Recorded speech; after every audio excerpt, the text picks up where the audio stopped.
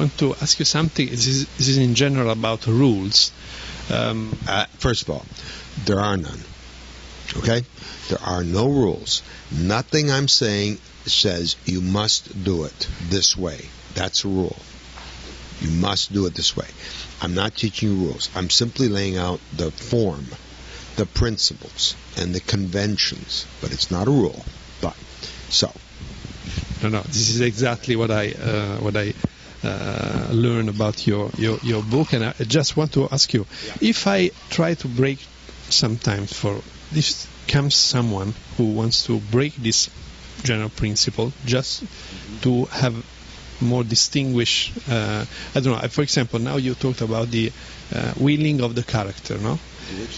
The willingness of the main character, no?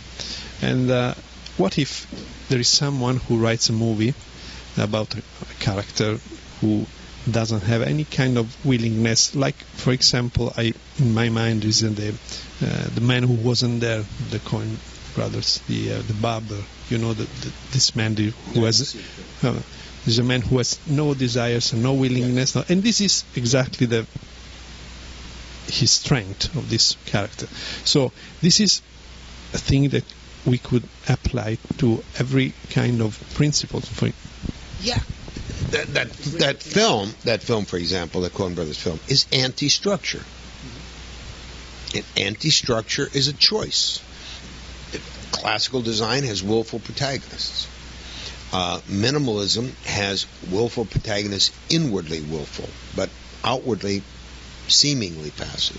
Anti-structure could have a character who is utterly passive, inwardly and outwardly, or it could have a character that is obsessively active in a chaotic way, and so that instead of having an object of desire, they have 30 objects of desire, and they just run around like random, and on it goes. And so you can, in anti-structure, you can take any principle in classical design, turn it on its head, do it the opposite way.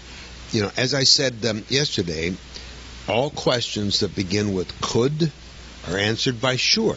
So it's not a question of could we do it? Of course you could do it. The question is why. Why am I doing it?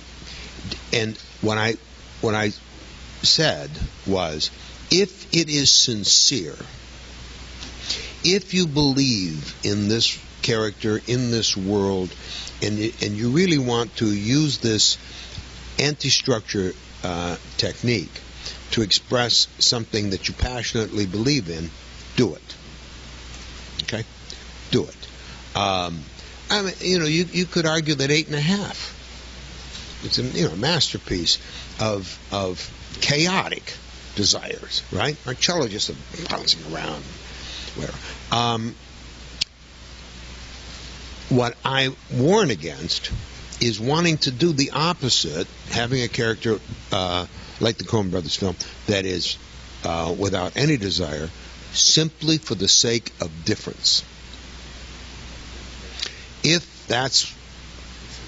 you're just trying to call attention to your eccentricities, and that makes you an artist because you don't do it the way other people have done it, to me that is no achievement. It's not only not sincere, it doesn't take any talent. Any child can break their toys. Anybody can do it upside down. It doesn't take any creativity to do this.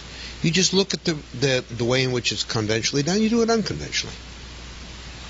And so every time you go to make a choice, you say, "What would Harold Pinter do?" I'll do it the opposite.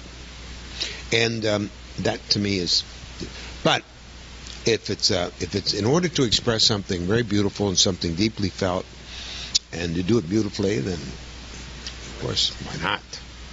Why not? Thanks a lot. You're welcome.